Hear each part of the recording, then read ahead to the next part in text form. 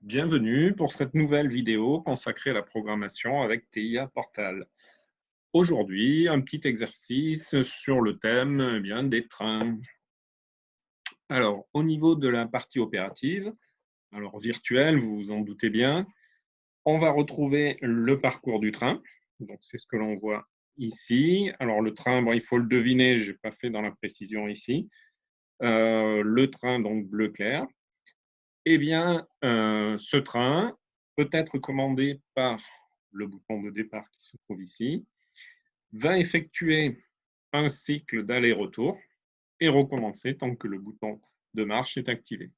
On peut choisir ici la vitesse désirée, par exemple 100, et le parcours va commencer. Je le fais tout de suite. On.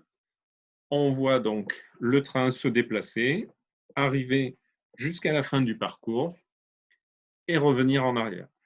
Vous remarquerez, lorsqu'il y a croisement du parcours avec une autre ligne, il y a une signalisation qui indique que ce croisement est occupé et c'est le petit panneau stop qui apparaît. Donc voilà le fonctionnement. Alors vous allez me dire, faire une vidéo juste pour ça, là c'est un peu abusé. En effet, hein, si vous commencez à me connaître, vous vous doutez bien qu'il doit y avoir une petite subtilité. Et oui, en effet, la subtilité, c'est que si le graph7 a été programmé de façon générique, c'est-à-dire dans l'esprit de la programmation orientée objet, on va pouvoir contrôler un deuxième train simplement en créant une nouvelle instance du fonctionnement précédent et donc pas besoin de réécrire le code qui correspond au nouveau cycle.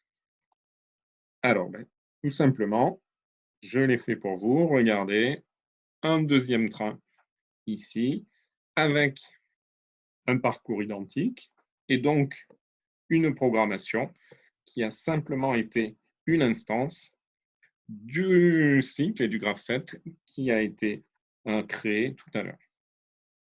Une vitesse qui peut être différente et un ordre de départ qui lui aussi lui est propre. Vous remarquerez également que le train ici n'a pas forcément la même longueur, mais vous remarquerez également que le comportement est le même. À chaque intersection, on signale que le croisement est occupé avec le panneau stop. Alors vous allez me dire, s'il y a deux trains et que le comportement est générique, tout naturellement, je vais pouvoir étendre le raisonnement et créer un troisième train. C'est ce que l'on voit ici avec le train orange, orange comme le TGV, le premier TGV Paris-Sud-Est. Vous remarquez d'ailleurs, il va à 200 km/h celui-là. Et donc, bien sûr, un comportement identique, un aller-retour qui s'effectue et une signalisation au niveau des croisements. Alors, on a 1, 2, 3 trains. Et bien sûr, si le comportement a été programmé de façon générique comme je l'indiquais, rien ne nous interdit de continuer le raisonnement et donc ici, de programmer le train numéro 4, numéro 5, numéro 6. Et bien sûr, chacun aura ses longueurs propres, son ordre de départ, sa vitesse propre. Et comme par magie, vous remarquerez que lorsqu'il y a un croisement, je fais tous démarrer, voilà, on verra mieux.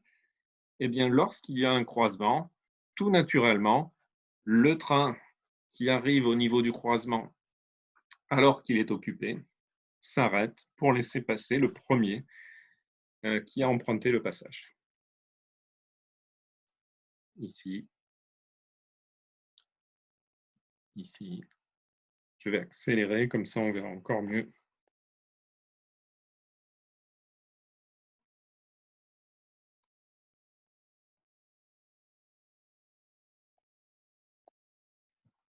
Et donc, vous voyez, eh bien, à chaque fois,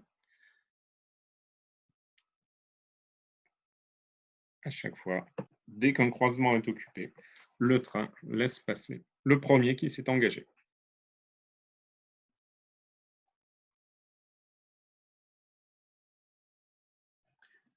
Après cette démo, alors peut-être que certains derrière leur écran me soupçonnent de bluffer un peu et se disent mais comment un seul graph-set peut se démultiplier comme ça? Alors voici quelques éléments de réponse en regardant le projet. Alors, au niveau des blocs de programme ici, on va retrouver deux dossiers. Un dossier qui gère la partie opérative virtuelle et notamment l'affichage. Un dossier qui correspond à la gestion du trafic, c'est-à-dire à la commande des trains. Je regarde en détail. On voit, eh bien, comme je vous l'avais indiqué, une seule fonction, un FB ici, qui gère le fonctionnement. Ce FB, donc, je regarde à l'intérieur, je vais tout fermer un petit peu pour qu'on y voit plus clair. Eh bien, au niveau du contenu de ce FB, on a tout d'abord la limitation des saisies de l'utilisateur au niveau de la vitesse, le graph-set principal qui fait la commande de l'aller-retour. Ensuite, on voit les commandes avant et arrière du train. Et enfin, on voit la gestion des croisements, ici, avec zone A pour le premier croisement, zone B, zone C pour le deuxième et troisième. Au niveau du main, eh bien, on va retrouver ici la commande respective de chacun des trains qui fait appel uniquement au même FB, celui qui contient le graph-set dont je parlais tout à l'heure. Regardons au niveau de l'instanciation de ce FB, eh bien, on va retrouver pour le premier appel le train numéro 1, ici.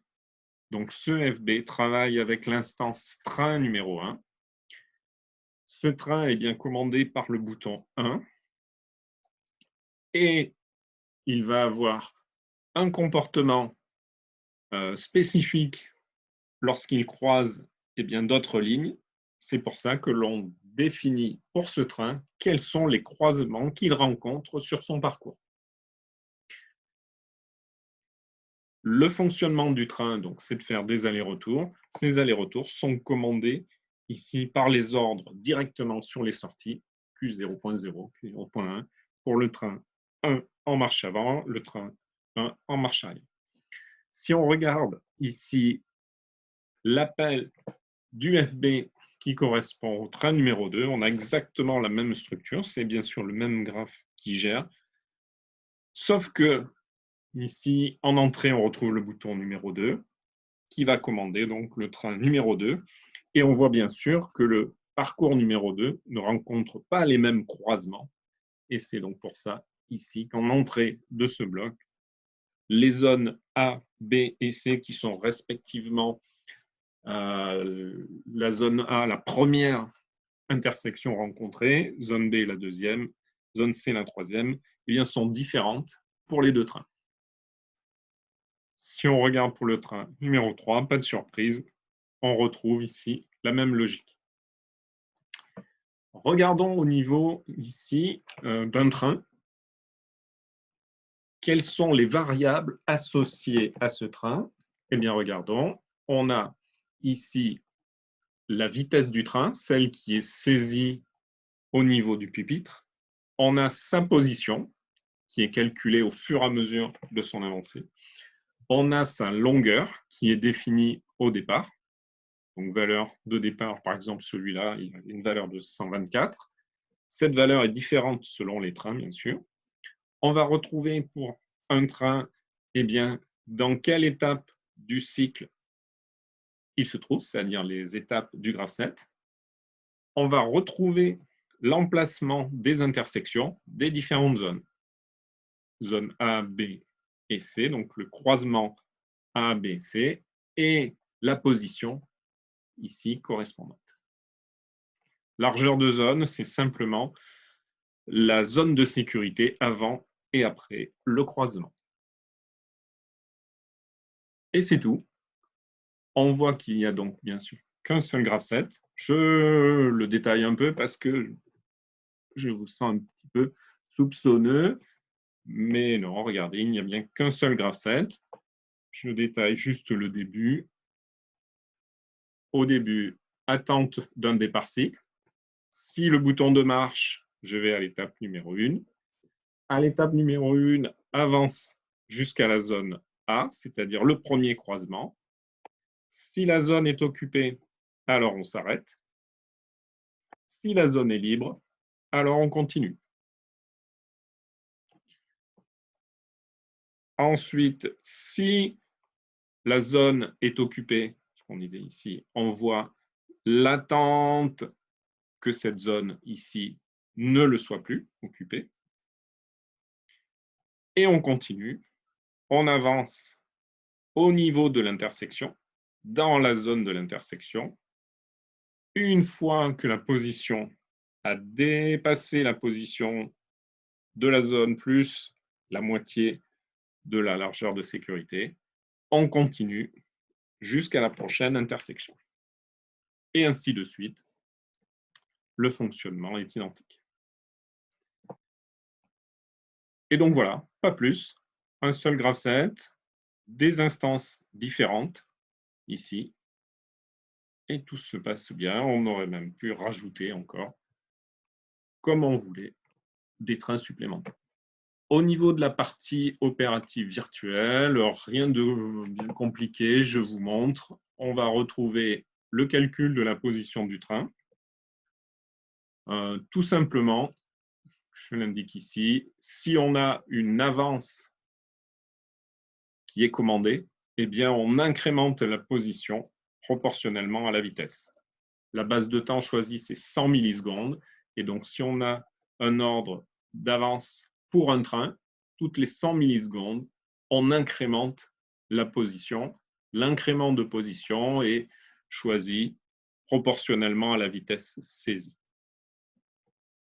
Si jamais on donne un ordre de marche arrière, au lieu de faire une incrémentation, eh bien on fait une soustraction, sub ici, de la position. Eh bien voilà, je vous laisse réfléchir à tout ça tranquillement et à essayer de faire pareil et même mieux. Bonne programmation, faites-vous plaisir et à bientôt.